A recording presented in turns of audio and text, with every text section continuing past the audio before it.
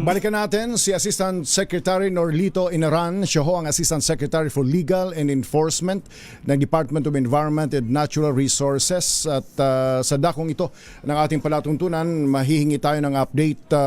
Mr. Asek, kumusta ho yung mga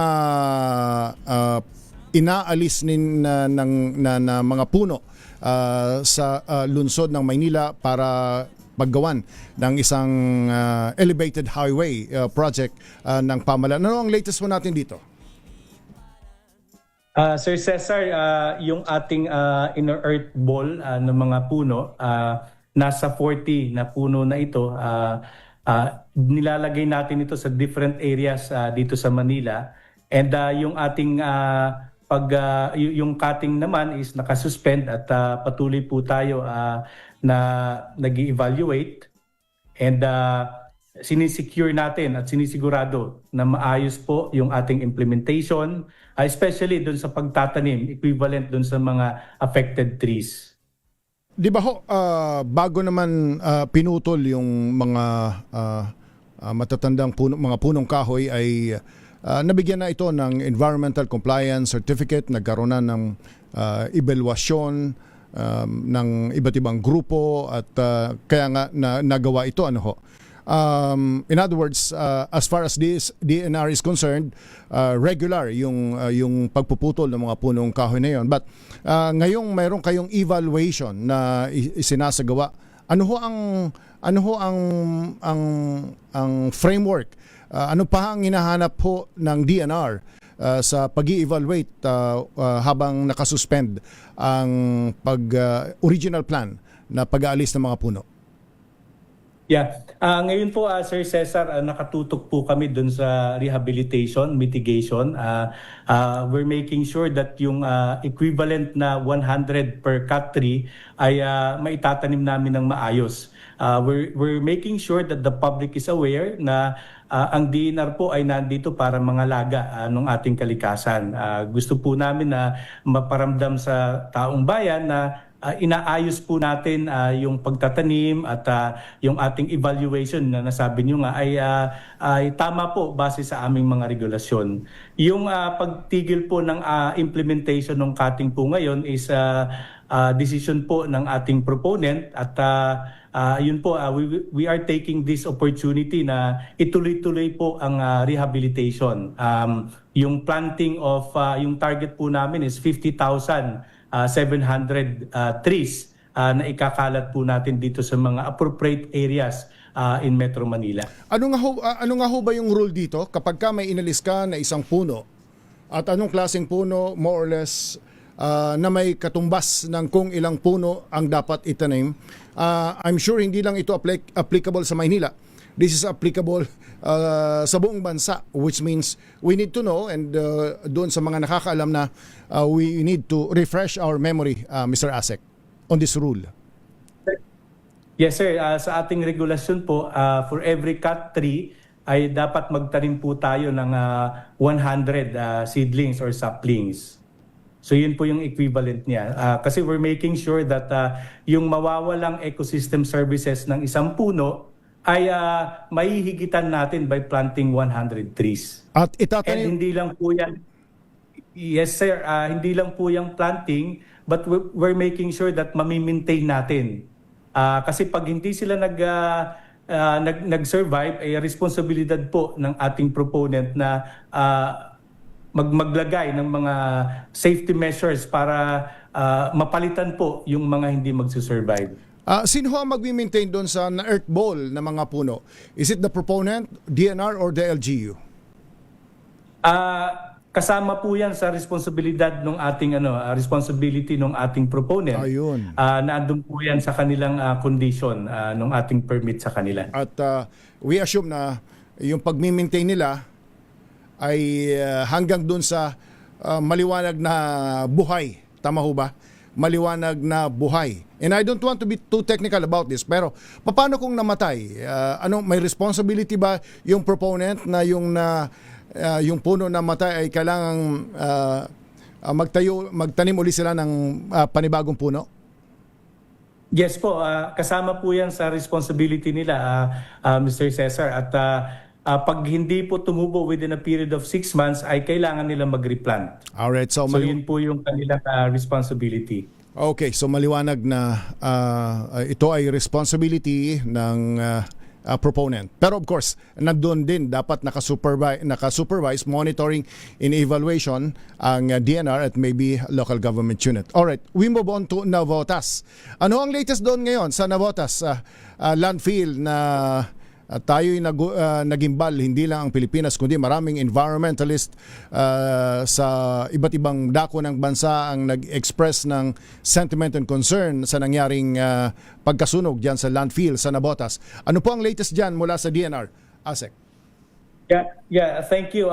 Yung sa Navotas landfill natin, ito po ay declared as fire out na several weeks ago. Ang maganda rito, Sir Cesar, is nagkaroon tayo ng whole of government approach dito. Maraming mga ahensya ng gobyerno ang nagtulungan para masolve yung problema natin dito sa Navotas landfill.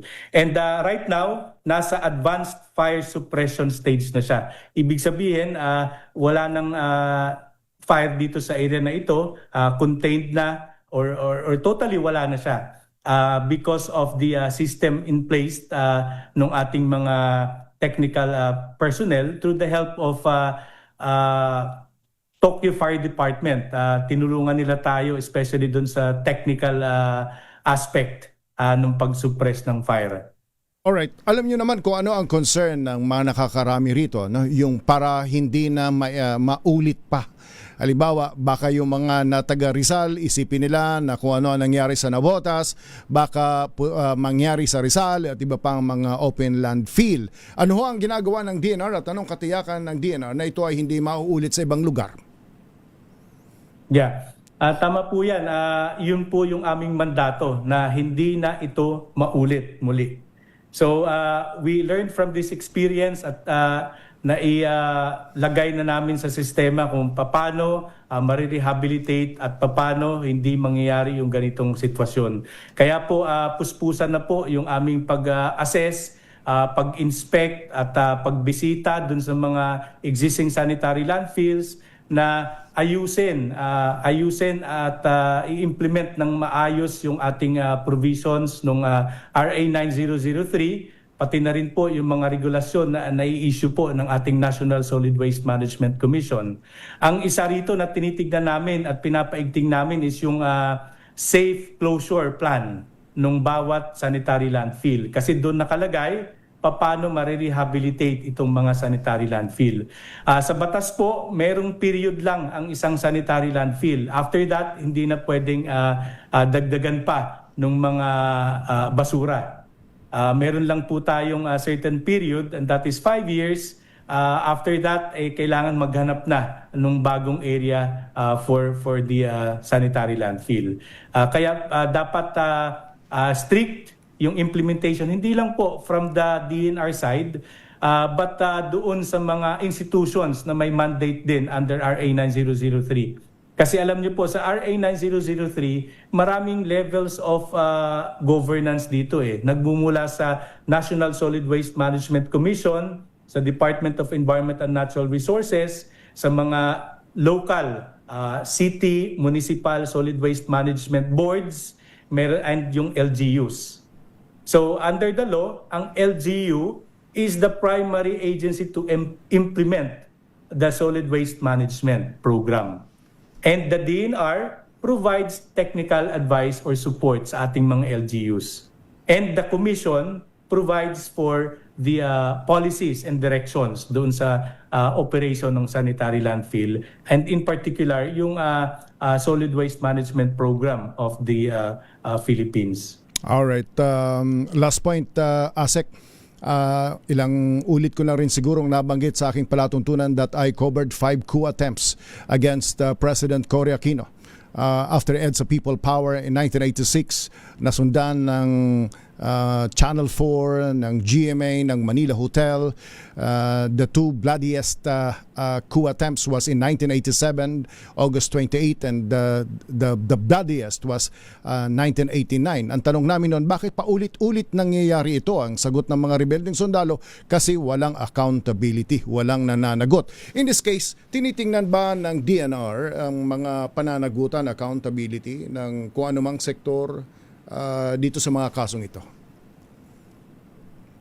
Yes sir, isa po yan sa mga direktiba natin na yung enforcement po under RA 9003 is nakaatang hindi lang sa mga LGUs, pati na rin ang responsibility na ito sa DNR, sa department mismo.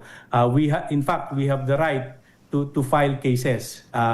Doon po sa batas, nakalagay doon that kahit sino pwedeng kasuhan. May corresponding criminal, civil, as well as administrative liability ang mga lalabag dito. At hindi excluded dito yung ating mga government agencies. Okay. So, malinaw po ito sa ating batas at ito po ay tututukan din natin, Sir Cesar. Yes, sapagkat ang iisipin ng taong bayan, sinong nagpabaya?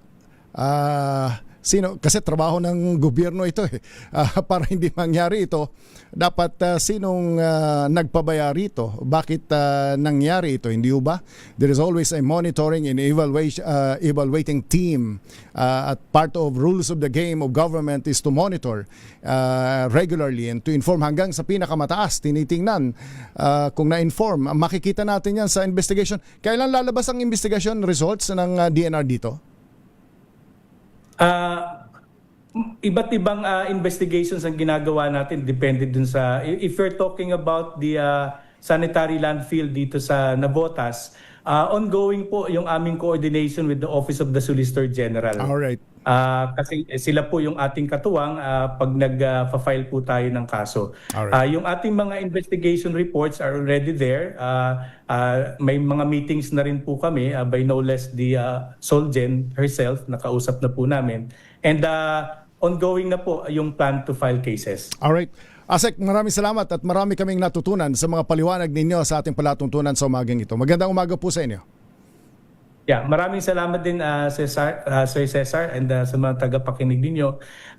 Sa DNR po, kami po ay patuloy na magmo-monitor, patuloy na mag-i-enforce doon sa mga batas na ini-implement po ng aming departamento. Maraming salamat po. Alright, yan po si Assistant Secretary Norlito Inaran, Assistant Secretary for Legal and Enforcement ng Department of Environment and Natural Resources.